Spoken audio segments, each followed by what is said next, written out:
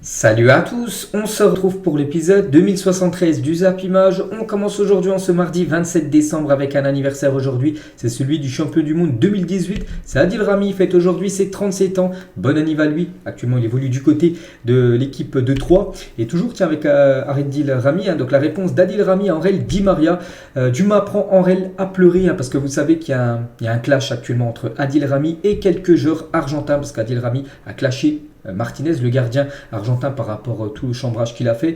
Et du coup, les joueurs argentins ont envoyé leur soutien à leur gardien. Comme Paredes, il a dit arrête de pleurer. Rami, Petzela, il a dit MDR, allez casse-toi. Et Di Maria, il a dit donc Martinez est le meilleur gardien du monde, va pleurer ailleurs. Et c'est pour ça que, Adil Rami a répondu à Aurel Di Maria. Tu m'apprends Aurel à pleurer, parce qu'on peut voir quelques photos où Aurel Di Maria pleurait lors des rencontres. Bref, on va parler maintenant de la Première Ligue. C'est le Boxing Day actuellement. Donc hier, il y a eu pas mal de rencontres. 7 rencontres. On va revenir sur cette affiche du côté du championnat anglais. On commence tout d'abord avec le leader Arsenal qui jouait contre l'équipe de West Ham. Et ça s'est bien passé pour cette équipe des Gunners. Bon, ça a mal commencé parce qu'ils perdaient 1-0 à la mi-temps, mais ils ont renversé le match et gagné le match 3-1. Donc Saka, Martinelli, Nketiah, buteur côté Gunners contre un but de Benrahma. Côté West Ham, on peut voir les statistiques de la partie. Donc Arsenal, plus de possession de balle, plus de tirs, le double de tirs, 16 contre 8 pour West Ham et 5 tirs cadrés, 3 buts efficaces à cette équipe des Gunners qui conforte sa première place. Et les Gunners à domicile, c'est quand même très très costaud, les Gunners d'Arsenal. Lorsqu'ils jouent à domicile en Première Ligue cette saison, c'est 10 matchs, 10 victoires. Ils ont gagné tous leurs matchs à domicile, cette équipe de Arsenal, et surtout 32 buts inscrits à domicile. Donc voilà, c'est quand même pas mal cette équipe de Arsenal, que ça soit à domicile ou même à l'extérieur. Et Arsenal a provisoirement 7 points d'avance sur Newcastle, qui sont dauphins actuellement du côté de l'appel. Donc les Gunners sont également provisoirement 8 points d'avance sur Manchester City, mais qui a 2 matchs de retard. Manchester City qui jouera demain, et après un autre match en retard dans quelques semaines. Donc voilà, bon après c'est quand même un bon matelas de prix pour cette équipe des Gunners sur Manchester City ou même sur Newcastle. Et toujours avec cette équipe de Arsenal, donc leader de pelle avec 8 points d'avance sur Manchester City. Arsenal a remporté ses 10 matchs à domicile, deuxième meilleure attaque et défense du championnat, une seule défaite cette saison en Première Ligue. Je crois que c'était contre Manchester United si je ne me trompe pas. Voilà, tout va bien actuellement pour Arsenal qui peut viser pourquoi pas de remporter ce championnat anglais en fin de saison. Et Arsenal, leader de la Première Ligue, remporte son 4e match consécutif en Première Ligue 44 jours après sa dernière victoire, vu qu'il y a eu la trêve de la Coupe du Monde. Ça faisait 44 jours qu'il n'avait pas joué en Première Ligue et du coup il enchaîne une victoire. C'est que la dernière fois qu'ils avaient gagné c'était contre Wolverhampton 2-0, c'était le 12 novembre dernier, donc 8 jours avant le début de la Coupe du Monde. Puis là ils regagnent 44 jours après, donc 4 victoires d'affilée pour Arsenal en Première Ligue. Tout va bien pour cette équipe des Gunners. Et Saka et Martinelli renversent le match en l'espace de 5 minutes. Comme j'ai dit, il y avait 1-0 pour l'équipe de West Ham à la mi-temps, puis à la 53e et 59e minute, donc en l'espace de 7-8 minutes. Voilà, 2-1 pour l'équipe de Arsenal. Nketiah, il y a aussi de buts. Odegaard a été très très bon, auteur de 2 passes décisives, Martin Odegaard. Et pour revenir les gars sur Nketiah, le 3e et dernier buteur de cette rencontre hier, donc une pépite, Eddie Nketiah a désormais marqué 11 buts lors de ses 11 dernières titularisations à l'Emirates Stadium, donc le stade à domicile de Arsenal. Il ne lui a fallu que 16 tirs pour réaliser cet exploit, c'est incroyable, 16 tirs, et il a marqué 11 buts. Donc voilà, niveau rendement, il est très très efficace, vraiment un redoutable buteur, Nketiah. Toujours avec les autres buteurs, aussi bien buteurs que passeurs, seulement 2 joueurs en Première Ligue ont inscrit au moins 5 buts et délivré 5 passes décisives. C'est 2 Gunners, Gabriel Jesus et Bukayo Saka avec son but hier. Et l'homme du match, je vous l'ai dit les gars, donc il a fait du travail de l'ombre, donc il a été auteur de 2 passes décisives, c'est Martin Odegaard qui reçoit ce prix d'homme de la partie. Et on peut voir qu'il y avait un certain Arsène Wenger, une légende du côté du club, n'oubliez pas qu'il a coaché comme cette équipe d'Arsenal pendant plus de 15 ans. Et Wenger de retour à l'Emirates Stadium pour la première fois depuis son départ d'Arsenal en 2018, il n'était jamais revenu du côté de l'Emirates Stadium pour voir un match. Hier il était présent, voilà, Arsène Wenger, quelques photos de cette légende française, parce que c'est comme un entraîneur français. Il y avait aussi une autre légende française, Thierry Henry, aussi une légende du côté du club, qui était présent pour cette rencontre hier.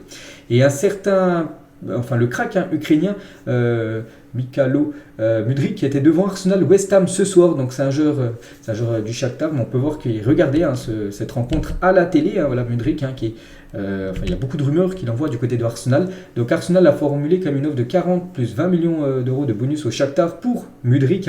Les dirigeants du club ukrainien désirent beaucoup plus que cette somme pour vendre leur joueur, d'après Fabrizio Romano. Mais voilà, le joueur est on pense très intéressé, surtout qu'il a publié sur sa story Instagram une photo de lui en train de regarder, enfin une photo où il est en train de montrer qu'il regarde le match Arsenal-West Ham. Donc voilà, on parle d'Arsenal qui est intéressé, mais bon, Arsenal va devoir augmenter cette somme parce que pour l'instant, côté Shakhtar, c'est pas assez bien sûr pour vendre la pépite ukrainienne. On continue avec la suite des matchs et la suite du classement. Donc premier Arsenal, deuxième maintenant, c'est le surprenant Newcastle. Newcastle deuxième de la première ligue, incroyable. Hier ils ont joué du côté de Leicester et ça a été une victoire très tranquille. 3-0 pour Newcastle. Donc Wood, Almiron et Joelinton buteurs. Donc au bout de 32 minutes de jeu, voilà, c'était déjà fini le match. Donc les stats de la partie. Donc efficace, Newcastle 5 tirs cadrés, 3 buts pour cette équipe des Magpies à Leicester, ça va plus du tout. Et voilà, 3e, 7e et 32e minute, c'était fini. Après, il n'y a pas eu d'autres buts. De toute façon, là, ça suffisait pour Newcastle pour prendre les 3 points. Et avec cette victoire, comme je l'ai dit, Newcastle est provisoirement deuxième de Première Ligue. Il passe devant Manchester City, mais City a 2 matchs en retard. Il est actuellement deuxième de PL, meilleure défense du championnat, seulement 11 buts encaissés pour cette équipe de Newcastle. Une seule défaite face à Liverpool à la 98e minute, souvenez-vous. 6 victoires lors de leurs 6 derniers matchs. Incroyable saison. N'oubliez pas que la saison dernière, avant le Boxing Day, je vous ai montré le classement hier, ils étaient avant-dernier du championnat anglais. Et cette année, après le Boxing Day, enfin une journée après le Boxing Day, ils sont deuxièmes de Première Ligue. Donc après ils se sont fait racheter en janvier dernier, donc ça a ramené des joueurs, ça a ramené des fonds, tout ça, et on peut voir qu'ils maintenant ils performent énormément en première ligue. Ils peuvent pourquoi pas viser une place de Ligue des Champions saison prochaine, ou même pourquoi pas essayer de remporter le championnat, bien sûr, ça se peut. Le meilleur joueur de la partie c'est Bruno Guimaraes, l'ancien Lyonnais qui a été un renfort très important pour Newcastle, c'est lui qui reçoit ce prix d'homme du match. Et lui aussi les gars il est très bon, c'est Almiron. Donc avant cette saison en première ligue, c'était plus de 110 matchs, 9 buts seulement, donc c'était pas ouf. Et Almiron cette saison, c'est 16 matchs, 9 buts, donc le même total, mais en beaucoup de matchs moins, quasiment 100 matchs de moins, et 4e meilleur buteur de première ligue actuellement. Donc voilà, ça va beaucoup mieux pour l'attaquant Almiron. Quelques photos d'Almiron après son but, ou même de la joie des joueurs de Newcastle après cette victoire hier lors de cette rencontre. On descend un peu dans le classement. Bon, après Manchester City est 3e, on n'en parle pas vu qu'ils y jouent demain. Après 4e, les gars, c'est l'équipe de Tottenham qui jouait du côté de Brentford, donc 2 partout entre ces deux équipes. On peut voir les 2 buteurs côté Tottenham. Harry Kane a été buteur, Rosberg également a été buteur. On peut voir aussi que Tottenham perdait 2-0 à la mi-temps. Souvent ils ont fait des comebacks, je me souviens lors de la première partie de saison, je me souviens contre Marseille aussi quelques fois en première ligue, ça a été la même chose. Ils ont quand même réussi à accrocher le match nul, les stats de la partie. Bon, on peut voir quand même que Tottenham a un peu plus dominé cette équipe de Brentford, donc c'est plutôt logiquement quand même qu'ils accrochent au moins un point de leur déplacement du côté de Brentford. Donc j'ai dit à la 64e minute, il y avait toujours 2-0 pour Brentford, puis après en l'espace d'à peu près 10 minutes, le Tottenham est revenu à 2 partout. C'est le football anglais bien sûr, où les matchs ne sont jamais finis avant le coup de sifflet final. Et une belle série, Tottenham de toute façon ne pouvait pas perdre parce qu'ils n'ont plus perdu en Boxing Day depuis 2003, le match juste après Noël, ça fait comme depuis 2003 qu'ils n'ont pas perdu ce match, ça fait quasiment plus de 20 ans, c'est incroyable pour cette équipe des Spurs. Et ce joueur qui a été buteur lors de la rencontre hier, donc injouable en période de Noël en marquant aujourd'hui face à Brentford, Harry Kane devient le meilleur buteur lors du Boxing Day avec 10 buts devant Robbie Fowler, 9 buts. Donc voilà en gros tous ces Boxing Day qu'il a pu réaliser, et c'est déjà 10 buts en Boxing Day. Boxing Day, j'ai dit, c'est la rencontre après Noël. Et voilà, Brentford l'année dernière c'était contre Crystal Palace, il avait mis un but. En 2019 ça a été Brighton, en 2017 il avait marqué un triplé contre Southampton ou même un doublé contre Norwich, tout ça fait 10 buts et c'est le meilleur buteur du Boxing Day. Harry Kane qui a vécu une Coupe du Monde, on va dire plutôt en finissant compliqué, vu que bien sûr il avait loupé son penalty contre l'équipe de France, on se souvient, mais bon il s'est bien racheté hier avec son équipe de Tottenham. Et Brentford, donc eux n'ont jamais perdu un match de première ligue après avoir ouvert le score, c'est pour ça qu'hier personne ne pouvait perdre, en gros c'est pour ça que ça a été le match nul. Et du coup voilà, Brentford n'a jamais perdu quand même dans son histoire en première ligue après avoir marqué le premier but. Donc incroyable, cette série continue malgré qu'ils se sont fait peur en fin de match, vu que Tottenham est revenu à 2 partout. Et on va parler de ce joueur, pour moi un joueur tellement sous-coté, c'est Ivan Toney, 26 ans, Brentford, 17 matchs, 12 buts et 3 passes décisives, c'est incroyable, c'est toute compétition confondue cette saison, c'est des stats énormes pour Ivan Toney. Et pourtant il n'a pas été à la Coupe du Monde, si on prend cette fois-ci ses stats en première ligue depuis janvier, donc depuis le début d'année. Donc il est le 2e meilleur buteur de première ligue avec 19 buts, juste derrière Harry Kane 25, mais devant Heung-min Son et Erling Haaland 18 buts. Donc voilà, je trouve quand même que c'est plutôt pas mal, mais bon, Gareth Southgate ne l'avait pas convoqué pour jouer la Coupe du Monde avec l'Angleterre. Et vous savez que lui aussi il a quelques problèmes avec la justice. Donc les supporters des Spurs s'en prennent à Ivan Toney en chantant Toney. Quelles sont les cotes lors de Brentford-Tottenham hier, lors de l'échauffement? Pourquoi? Parce que l'Anglais est accusé par la fédération anglaise d'avoir commis plus de 232 infractions différentes au règlement sur les paris sportifs. J'en ai parlé quelques fois là, lors des derniers jours. En gros qu'il a fait des paris sportifs et il n'a pas le droit quand tu es footballeur. Plus de 232 paris sportifs qu'il a fait et du coup c'est pour ça. Il pourrait même être suspendu pendant plus de 6 mois du foot à cause de ça. Il va être encore jugé là dans quelques jours. Et voilà, c'est pour ça que ça a été le petit chambrage en gros des supporters de Tottenham envers l'attaquant anglais. On descend un peu plus dans le classement. Après, c'est Liverpool, les gars. Liverpool qui est l'équipe la mieux classée. Liverpool jouait du côté de Aston Villa et victoire des Reds 3-1. Donc Salah, Van Dijk et Bajcetic, donc un nouveau joueur. Enfin, c'est pas un nouveau joueur, mais c'est un jeune joueur. C'est le premier coup que j'entends parler de ce joueur. Il a été buteur. On va en parler là dans quelques minutes. Donc Liverpool, on peut voir les stats de la partie.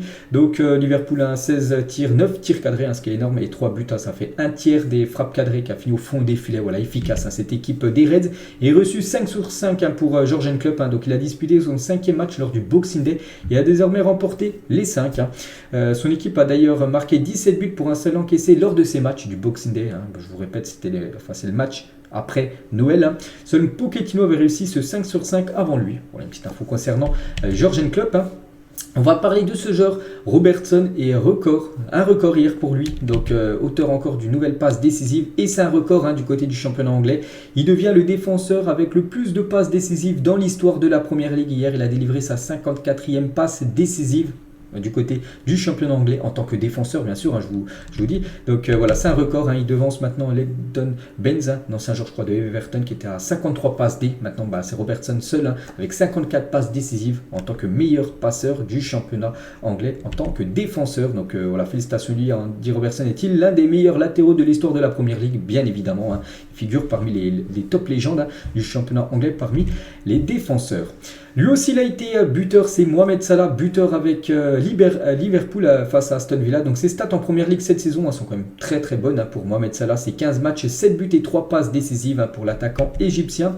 Et avec son nouveau but inscrit, donc il atteint la barre des 125 buts inscrits en Première Ligue, Mohamed Salah, donc félicitations à lui. Donc 125 buts et 50 passes décisives, donc c'est des stats énormes. Donc avant lui, seul Steven Gerrard avait réussi à inscrire au moins 50 buts et délivrer au moins 50 passes décisives en Première Ligue. Voilà, chose faite bien sûr pour l'attaquant Mohamed Salah. Et dans la légende, Salah a désormais inscrit cette fois-ci toute compétition confondue, si on rajoute la Coupe anglaise, la Ligue des Champions, tout ça, il a inscrit 172 buts du côté de Liverpool, soit autant que la légende Sir Kenny Dalglish, une ancienne légende écossaise de l'équipe de Liverpool. Cela fait de lui le 7e meilleur buteur de l'histoire du club, bien sûr parmi les top légendes de cette équipe des Reds, l'attaquant égyptien. Et avec son gros match hier, donc c'est lui qui a été élu Player of the Match, en gros le meilleur joueur de la rencontre. Donc félicitations à lui.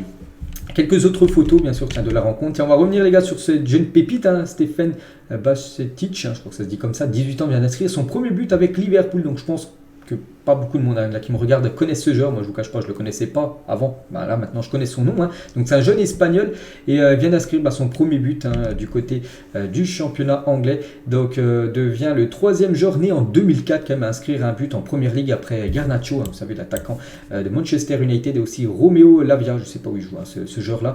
Donc, voilà, 3e joueur de 2004 à inscrire au moins un but en Première Ligue. Et c'est même le plus jeune parmi les deux autres. Donc, voilà, à 18 ans et 65 jours exactement. Donc Bajcetic est le plus jeune joueur cette saison en Première Ligue. Donc félicitations à lui. Donc bien sûr à nous à surveiller cette pépite espagnole. On va parler de ce joueur. Il a joué également, mais il n'a pas marqué. Donc il a eu des occasions, même des énormes occasions, mais comme souvent, il n'arrive pas à finir, c'est incroyable. Aucun joueur n'a manqué plus de grosses occasions en Première Ligue cette saison que Darwin Núñez. Les Uruguayens comptent déjà 12, vraiment des grosses occasions, il n'a pas réussi à les mettre au fond. Là encore, nous deux hier, donc voilà, c'est quand même l'attaquant qui rate quand même beaucoup. N'oubliez pas que quand même Liverpool a investi beaucoup d'argent sur Darwin Núñez. Regardez une photo qui résume en gros Núñez qui est avec tir à l'arc, quasiment au milieu de la cible et tir à côté, c'est incroyable. Il a beaucoup de problèmes à être finisseur. Pourtant, il se donne, on le voit vraiment qu'il se donne sur le terrain. Vraiment, il a la grinta et tout, mais niveau finition, c'est très moyen pour l'attaquant Núñez. Van Dijk, lui, a été buteur, le défenseur néerlandais hier. On peut voir ça dans toutes les autres photos de cette rencontre hier. entre Aston Villa et Liverpool. On va parler d'une autre rencontre, il y a Everton contre Wolverhampton. Wolverhampton qui était bon dernier avec cette victoire. Voilà, ils sont premiers relégables, mais bon, ils remontent de 2 places quand même. Une victoire 2-1 du côté de Everton pour Wolverhampton. On peut voir les stats de la partie. Pourtant, c'est bien Everton quand même qui a dominé cette équipe de Wolverhampton. La belle opération, c'est pour Fulham qui s'est imposé 3-0 du côté de Crystal Palace. Donc, parfaite victoire. Bon, après, Crystal Palace a joué à la 57e minute, ils jouaient avec 2 joueurs de plus, l'équipe de Fulham. Ils ont pris 2 rouges, Crystal Palace à la 34e, à la 57e minute. Bon, ça a été facile après, bien sûr, pour Fulham. Bon, ils menaient déjà 1-0 avant, bien sûr, les 2 rouges. Et voilà, les stats de la partie. Aucune frappe cadrée de Crystal Palace. 11 tirs cadrés quand même pour l'équipe de Fulham, qui aurait pu marquer beaucoup plus de buts dans cette rencontre. Et il a été buteur, Mitrovic. C'est déjà son 10e but en 13 matchs de Première Ligue. Cette saison, il sort sur sa dynamique du début de saison après ses 2 buts inscrits à la Coupe du Monde avec l'équipe serbe. Il y avait aussi Brighton qui s'imposait 3-1 du côté de Southampton. Belle victoire de cette équipe de Brighton. On peut voir les buteurs, comme Lallana qui a été buteur côté Brighton. On peut voir les stats de la partie. Et du coup, voilà, tous les matchs hier, j'ai tous parlé. Aujourd'hui, 2 rencontres, les gars, 18h30 cet après-midi. Chelsea contre Bournemouth et ce soir, 21h, Manchester United contre Nottingham Forest. Et demain, ça sera Leeds qui recevra l'équipe de Manchester City, vraiment pour être complet sur cette 16e journée de Première Ligue. Et du coup, le classement avant les rencontres, bien sûr, les 3 dernières rencontres. Donc Arsenal, 40 points, Newcastle, 33 points, Manchester City, avec 14 matchs, 2 matchs en retard par rapport à, par exemple, Newcastle. Mais on peut voir qu'Arsenal est un match en retard, c'est tout. Après, je crois que le match en retard de Manchester City, il y a Leeds et il y a le match contre Arsenal qui sera joué là dans quelques semaines. Donc voilà, ça sera bien sûr un match décisif pour le titre quasiment de la Première Ligue. Donc Tottenham 4e, Manchester United 5e, Liverpool 6e. On peut voir que Chelsea a obligation de s'imposer son 9e, l'équipe de Chelsea. C'est incroyable, ils sont trop loin au classement. Et du coup, Wolverhampton avec sa victoire remonte à la 18e position. On va parler de Manchester City qui joue demain à Leeds. Et on peut voir que Erling Haaland, nouvelle coupe de cheveux les gars pour Erling Haaland des tresses. Voilà, une petite nouvelle coupe de cheveux. Je pense pas que ça va l'empêcher de marquer des buts bien sûr. Ça va pas le gêner pour Haaland. Et Kevin De Bruyne les gars sur Haaland. Donc Erling est obsédé par le but. Il en a déjà presque marqué 200. Donc il peut certainement atteindre les 600, 700 et 800 s'il reste en forme et qu'il continue à faire ce qu'il fait actuellement. C'est vrai que c'est un joueur qui peut vraiment casser toutes les statistiques là dans le futur du football. Vraiment, il marque énormément de buts. Donc on verra dans à peu près 10 ans, il sera combien de buts. Mais je pense que le nombre sera complètement fou. Et toujours avec le Boxing Day. Souvenez-vous de ce Boxing Day 1963. Je vous montre à chaque fois cette photo, chaque année, le Boxing Day, je vous montre. Et c'est vrai que ce Boxing Day 1963, bon, j'ai pas compté exactement combien il y a de buts, mais je pense qu'il y en a au moins plus de 50. Regardez, par exemple, Fulham avait gagné 10-1 contre Ipswich. Blackburn avait gagné 8-2 du côté de West Ham. Il y avait un 3-3 entre Wolverhampton et Aston Villa. Même Liverpool avait gagné 6-1 contre Stoke City. C'était complètement fou. Même Manchester United a pris quand même. Ils avaient pris un 6-1 du côté de Burnley. Chelsea a gagné 5-1. C'était un Boxing Day complètement fou, bien sûr. Le Boxing Day le plus prolifique de l'histoire de la Première Ligue. On va parler rapidement de la Championship, 2e division anglaise. On peut voir tous les résultats, bien sûr. Bon, voilà, vraiment rapidement. On peut voir par exemple que Watford s'est incliné 2-0 contre Millwall. On va prendre cette fois-ci la direction de la France. On va parler aussi rapidement de la Ligue 2. Et hier, énorme choc. Le Havre, qui était premier, jouait contre Bordeaux, son 2e. Et du coup, c'est le Havre qui s'est imposé 1-0 dans ce match. Donc, très belle victoire du Havre. On peut voir les stats de la partie, c'est quasiment du kiff-kiff. Regardez, il y a 9 tirs cadrés, 9 tirs pour les 2 équipes et seulement le Havre a cadré 2 frappes et du coup un but. Bordeaux n'a cadré aucune frappe sur ces 9 tentatives et du coup plutôt logiquement le Havre s'impose. Petite victoire, mais victoire qui donne 3 points de plus et surtout Bordeaux ne prend pas de points dans le même temps. Donc les Havrais ont maintenant 7 points d'avance sur les Girondins de Bordeaux. Ça sent bon pour le Havre pour monter en Ligue 1 parce que le Havre compte 35 points après 16 matchs cette saison. Son record à ce stade sous la poule unique. Donc les 7 précédentes équipes ayant fait au moins aussi bien ce stade sont toutes montées en Ligue 1 au terme de la saison. Donc voilà, ça sent très bon pour le Havre pour jouer la saison prochaine en Ligue 1. Bien sûr, s'il ne s'effondre pas dans les prochaines semaines. Et toujours avec le Havre, donc ils ont fait un match sans prendre de but. Et le Havre a rendu 8 clean sheets lors de ses 9 derniers matchs de championnat. Une sacrée défense. C'est vrai que il marque peut-être pas trop de buts, enfin ils ont marqué seulement un but hier, mais ils prennent très peu de buts, voilà, ils ont juste à marquer un but pour gagner la rencontre. Donc voilà, très très solide cette équipe du Havre. Et on va parler maintenant des deuxièmes, parce que cette équipe de Sochaux passe devant l'équipe de Bordeaux, vu que Sochaux s'est imposé contre Rodez hier 1-0. Aldo Kalulu a été l'unique buteur de la rencontre. Et on va parler aussi de l'AS Saint-Etienne. Donc l'AS Saint-Etienne qui était déjà au fond du trou avant ce match, puis c'est encore pire, parce qu'ils ont perdu 2-1 contre l'équipe de Annecy. Voilà, rien ne va plus actuellement, regardez du côté des Verts. Pourtant, j'ai pas vu le match, mais bon, d'après les stats, ils ont plus de possession, plus de tirs cadrés, ils ont tout de plus, mais le score, c'est bien Annecy qui a plus que l'équipe de Saint-Etienne, plus de 17 tirs comme pour Saint-Etienne, 6 tirs cadrés, seulement un but, voilà, pas assez efficace, il faut être vraiment plus finisseur pour les attaquants des Verts, parce qu'actuellement c'est une catastrophe, leur classement. Donc ils viennent de subir comme leur 8e défaite de la saison après 16 journées, donc un match sur 2 est perdu pour Saint-Etienne en Ligue 2. Les Verts possèdent la pire défense de la Ligue 2 et sont à 4 points du premier non relégable, alors qu'ils ont encore un match en plus. Bon, maintenant les matchs ont été joués, parce que ce match a été le premier à se jouer hier, lundi, et du coup on peut voir tous les autres résultats de cette 16e journée de Ligue 2.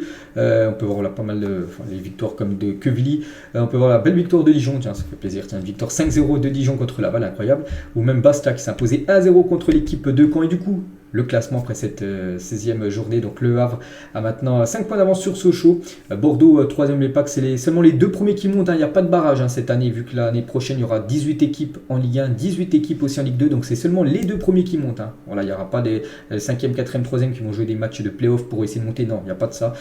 Du coup, voilà, pour l'instant, ce serait le Havre et Sochaux qui monteraient, mais bon, il reste encore beaucoup de journées, vu qu'il y en a 38 en Ligue 2. Et Saint-Etienne, 11 points. C'est vrai que vous avez commencé avec moins 3, mais même si on leur rajoute 3 points de plus, parce que vous avez commencé avec moins 3 par rapport à ce qui s'était passé l'année dernière, donc ils auraient combien? Ils auraient 14 points, ils seraient quand même avant-dernier du championnat de Ligue 2. Donc ça sent pas bon pour Saint-Etienne. S'ils continuent, ils joueront en National 1 saison prochaine.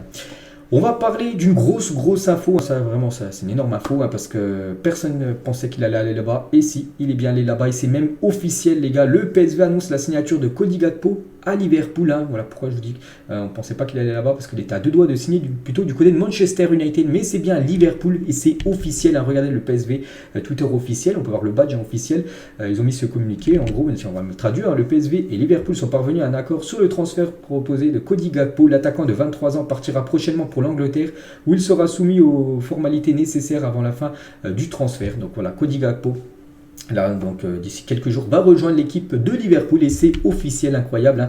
Donc belle journée hier pour les Liverpool, ils ont battu Aston Villa 3-1, ils ont signé dans le même temps Cody Gakpo, et c'est vrai que ça s'est fait en seulement quelques heures.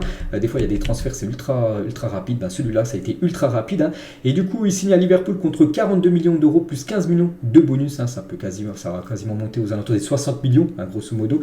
Contrat de 5 ans pour le crack néerlandais, qui devient à ce jour la plus grosse vente de l'histoire du PSV Eindhoven.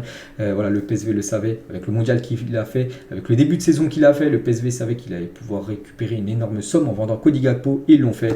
Donc du coup voilà, Cody Gakpo du côté de Liverpool, c'est fait. Voilà une petite photo montage maintenant, enfin c'est plus bientôt, là ça va même plus être un montage, parce que c'est un nouveau genre des Reds, et c'est avec Liverpool en une heure dans le dossier Gakpo, pourtant voilà, depuis quelques temps, comme il y a Manchester United qui travaille sur le dossier, et même le Real Madrid depuis quasiment la fin de la Coupe du Monde, mais voilà, Liverpool qui est arrivé en espace d'une heure et demie, voilà, ils ont tout bouclé, tout signé, incroyable comment ça a été très rapide, donc voilà, Gakpo du côté de Liverpool, sur sur YouTube il y avait déjà des compiles, Welcome to Manchester United, voilà, ça remonte à un mois, voilà, concernant Cody Gakpo à Manchester United, mais non, il a bien signé du côté de Liverpool. On continue avec les autres infos transferts, on va parler cette fois-ci d'une autre pépite, Bellingham, et le Real Madrid va ouvrir des discussions officielles avec le Borussia Dortmund pour Jude Bellingham la semaine prochaine. Voilà, donc ils vont essayer déjà d'avoir peut-être un pré-accord pour le signer, peut-être définitivement en juin prochain, parce qu'ils ne vont pas le recruter là cet hiver. Le Real Madrid, et bien sûr Dortmund ne va pas le lâcher dès cet hiver, mais voilà, ils vont commencer à parler officiellement la semaine prochaine pour essayer bien sûr de s'attacher les services de Bellingham, qui est estimé à plus de 130 à peu près millions d'euros par l'équipe de Dortmund. Concernant Félix, Chelsea envisagera un prêt de Félix cet hiver afin de renforcer son attaque pour la deuxième partie de saison. On sait que Chelsea, c'est pas ouf, je vous ai montré son 9e de première ligue, ils doivent recruter des joueurs, et Félix, voilà, peut être une option pour eux. Une option, voire une obligation d'achat cet été pour être inclus selon la volonté de l'Atlético Madrid. Du coup, on sait qu'il va quitter l'équipe de l'Atlético et ça peut peut-être être Chelsea, son futur club. On va parler d'un autre Portugais, Cristiano Ronaldo. Vous savez que Ronaldo, on en parle depuis quelques jours. Il va vraiment signer du côté de Al Nasser, même s'il y en a plein qui ne veulent pas qu'il signe là-bas. Pour l'instant, on n'entend aucune autre équipe que Al Nasser, vraiment qui est sur le dossier Cristiano Ronaldo. Et Al Nasser aurait d'ores et déjà programmé la visite médicale de CR7. Un logement lui aurait été réservé, ainsi que pour ses conseillers. Le club saoudien espère boucler cette grande opération d'ici le 1er janvier. Du coup, on est le 27, du coup le 1er, ça doit être dimanche. Et voilà, normalement avant la fin de semaine, ça pourrait être officiel. De toute façon, Ronaldo, il va devoir se décider, parce que là, il y a quand même la reprise des championnats. Il ne va pas mettre 2-3 mois à se décider, non. Donc voilà, ça sera définitif là dans les prochains jours. Et vraiment, il n'y a que Al Nasser, à part si vraiment ça peut faire une Cody Gakpo, en espace de quelques heures signé dans un autre club. Mais pour l'instant, c'est vraiment cette équipe d'Arabie Saoudite qui est la prioritaire, on va dire, sur le dossier. Et là-bas, on peut voir du côté de Al Nasser, il y a déjà des supporters qui rêvent de Ronaldo, qui ont déjà floqué le maillot Ronaldo 7 du côté de cette équipe d'Al Nasser. Et le président d'Al Nasser, donc lui calme les choses, il a dit Cristiano Ronaldo Al Nasser, ce n'est pas vrai, la plupart de ce qui est écrit dans les médias est incorrect. Bon, j'ai vu l'interview, il disait ça avec un petit sourire. Voilà, il peut, bien sûr, il ne va pas dire directement au micro, alors que pour l'instant rien n'est fait, que Ronaldo avait un joueur de Al Nasser. Pour l'instant, du coup, c'est pas vrai tout ça. Mais bon, on pense vraiment quand même qu'il va signer là-bas du côté d'Al Nasser. Cristiano Ronaldo. On va parler de Benoît Badiachil, les négociations avancées entre l'AS Monaco et Chelsea pour le défenseur monégasque. Le transfert devrait tourner autour de 35 voire 40 millions d'euros d'après Fabrizio Romano. Et ça aussi, les gars, je pense que ça va se faire en janvier prochain lors de la fenêtre de mercato hivernal. Et sur le Twitter Football Log, Benoît Badiachil à Chelsea, une bonne idée pour le joueur, le club, les deux ou personne, quasiment 4000 votants. Donc moi j'ai mis personne. Voilà, je pense pas que c'est une bonne idée pour le joueur d'aller là-bas. Concurrence, pas sûr qu'il joue. Je pense pas que c'est une bonne idée pour Chelsea, peut-être viser un autre joueur. Bref, on peut voir que la plupart des gens, quand même 37%, ont mis quand même personne. Ça arrangerait personne à qu'il aille là-bas. Donc maintenant, on verra bien sûr ce qui sera fait, parce que là, c'est seulement un sondage. Des nouvelles de Florian Thauvin qui serait tout proche de quitter les Tigres de Monterrey, cette équipe qu'il a rejoint depuis 2 ou 3 ans. Donc selon les médias mexicains Tebate, après à l'OM reste une possibilité. Donc il pourrait revenir déjà en Europe, quitter le Mexique, revenir en Europe et peut-être revenir même du côté de Marseille pour cette deuxième partie de saison. N'oubliez pas qu'il est encore sous contrat jusqu'en 2026 du côté des Tigres, mais il peut être prêté pour cette deuxième partie de saison du côté de l'OM. Donc voilà. Est-ce que vous êtes pour ou contre un retour de Thauvin du côté de l'OM, parce que ça peut être véridique là dans les prochains jours. On va parler du côté du FC Nantes. Denis Appia, FC Nantes va s'engager avec Saint-Etienne. Antoine Comboiré a confirmé l'information de Ouest France en conférence de presse. Les derniers détails sont en train d'être finalisés. Donc voilà, Appia, direction Saint-Etienne. Voilà, Saint-Etienne bon dernier, alors que Nantes quand même une équipe de Ligue 1 et qui va jouer pourtant comme contre la Juventus en Europa League. Et il y a aussi Fabio, le défenseur brésilien, lui, qui va signer au Grêmio Porto Alegre, une équipe au Brésil. Voilà, 2 Nantais qui vont très prochainement quitter le club du FC Nantes, donc Appia et Fabio. On va parler cette fois-ci de Jonathan David et c'est son coach, l'entraîneur du LOSC, Paulo Fonseca. Il a dit que ça sera très difficile de garder Jonathan David au club la saison prochaine. Donc il restera au moins jusqu'à cet été, mais voilà, cet été il quittera le club. Il n'y a plus de doute. Il y a beaucoup d'attaquants avec ses compétences et ses stats en Europe. Il n'a que 22 ans. Je pense que les top clubs européens vont essayer de le signer. C'est vrai qu'il a seulement 22 ans, ils montrent de très très belles choses. Et Lille, c'est que voilà, pour en récupérer en plus une belle somme d'argent le montant. Donc voilà, c'est ces derniers mois du côté de Lille pour Jonathan David.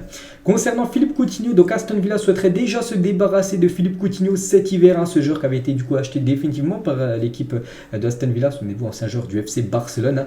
C'est vrai que depuis son départ comme de Liverpool, ça a été une chute totale sa carrière. Donc voilà, maintenant Aston Villa n'en veut plus tout simplement de Philippe Coutinho. Donc lui aussi pourrait être transféré cet hiver. On va parler de Léo Messi. Le PSG s'attend à ce que Léo Messi reprenne l'entraînement le 3 janvier prochain. Donc le 3 janvier prochain, c'est mardi prochain, mardi dans une semaine, jour pour jour. Messi devrait être de retour à Paris. Là, il y a encore une semaine de vacances, de repos entre guillemets. Et après retour du côté de Paris pour préparer cette deuxième partie de saison. Et du coup, le retour, comme j'ai dit, les gars, ça va être le 3. Et du coup, il pourrait rejouer le 11 janvier face à l'équipe de Angers en Ligue 1. Du coup, il manquerait ainsi 3 matchs. Donc déjà, le match demain contre Strasbourg, il ne sera pas là, bien sûr. Le match contre Lens, ce Lens PSG prévu le 1er janvier, vu qu'il va revenir le 3. il sera pas là. Et aussi contre Châteauroux, bon il sera là, mais le match contre Châteauroux ça sera le 6 janvier, mais voilà, il n'y aura pas de risque pris, hein, il va pas revenir le 3 et jouer directement 2 jours après, alors qu'il a pris pas mal de jours de vacances. Galtier va pas le mettre directement dans le groupe, donc il sera certainement ménagé pour cette rencontre, hein. En plus c'est une rencontre de Coupe de France, donc ils peuvent aligner des autres joueurs même de l'équipe B quasiment, et du coup voilà, il devrait jouer contre Angers le 11 janvier prochain, il devrait revoir Léo Messi. Et toujours tiens avec Messi et sa sélection, l'Albi Céleste, hein, regardez maintenant, c'était sur Contexte Football, hein, que je vous montre quand même depuis quelques semaines, hein. Donc les 2 étoiles plus la 3e étoile qui est Emiliano Martinez, hein, voilà, un petit truc parodique. Et concernant ce gardien, on peut voir qu'hier il a fait un nouveau tatouage, hein. Martinez s'est fait tatouer le trophée de la Coupe du Monde sur le mollet, avec lequel il a signé un arrêt miraculeux devant Kolo Muani le jour de la finale, hein. Souvenez-vous, cet arrêt c'est sur son mollet gauche, et en gros sur son mollet gauche il a fait un tatouage. Voilà, par rapport à cet arrêt qui est un arrêt décisif, c'est un arrêt d'une victoire de Coupe du Monde, parce que là, s'il y avait but de Kolo Muani, la France a gagné la Coupe du Monde, il restait une poignée de secondes, 5-6 secondes dans le temps avant les pénaltys, voilà, donc il a fait ce tatouage, le gardien Emiliano Martinez, donc petite info concernant ce gardien qu'on a beaucoup parlé là ces derniers jours. Et on finit les gars cet épisode, hein, je crois que c'est la dernière photo, oui c'est bien ça. Donc la BBC, donc un site anglais, a fait voter ses internautes pour élire la meilleure édition de la Coupe du Monde depuis les années 2000. Et regardez hein, le sondage, et il y a vraiment une Coupe du Monde qui écrase toutes les autres. La Coupe du Monde au Qatar, cette Coupe du Monde 2022, plus de 78% des votants ont mis cette Coupe du Monde au Qatar la meilleure du siècle, hein, depuis celle de 2002. Donc on peut voir au Japon et Corée, celle de 2002. En deuxième position, 6%, Brésil de 5%, en Allemagne 2006, 4%, Russie 4%, en Afrique du Sud en 2010, 3%. Bon après c'est vrai que ce sondage a été fait seulement quelques jours après cette fin de Coupe du Monde. J'aimerais bien refaire ce même sondage d'ici 10 ans, hein, voilà, sur le siècle depuis 2000. Et là je pense que ce sera, peut-être le Qatar sera peut-être toujours en première position, mais je pense pas qu'ils auront autant de pourcentage, 78% de pourcentage, hein, voilà, parce que voilà, tous les votants ont voté qu'à quelques jours de la fin de la Coupe du Monde au Qatar, hein, et c'est pour ça que je pense qu'il y en a beaucoup qui ont voté pour cette Coupe du Monde. Donc voilà les gars, la fin de cet épisode, j'espère que ça vous a plu. On se retrouve ce soir 21h les gars pour la deuxième partie de l'épisode du jour. Bonne journée à vous et à tout à l'heure.